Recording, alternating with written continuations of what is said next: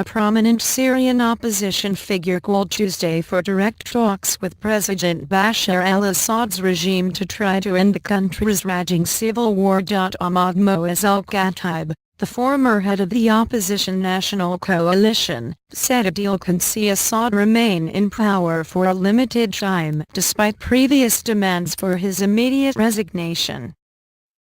It is in the Syrian people's interest for us to sit down together once and for all and to find a way to save the people from this pain and suffering, was speaking after visiting Assad's key backer Russia in early November as part of a small delegation of political and military opponents of the regime. Khatib remains an influential opposition figure even though he resigned from his post as coalition chief in 2013.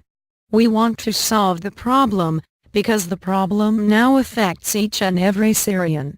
The regime is suffering, the opposition is suffering, and the people are suffering. Syria's war has killed more than 195,000 people and forced half the population to flee their homes.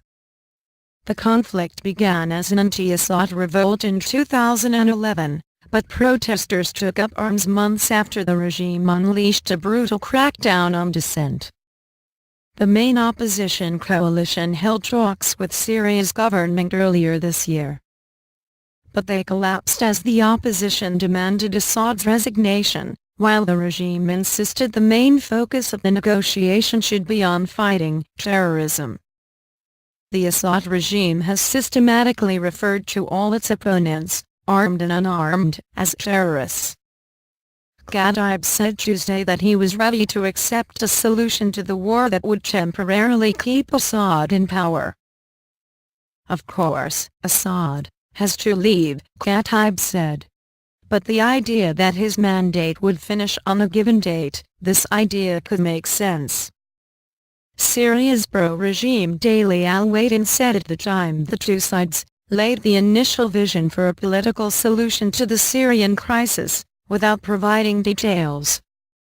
The National Coalition, which has been internationally recognized but lacks influence in Syria, has voiced skepticism about prospects for progress. Please subscribe the video.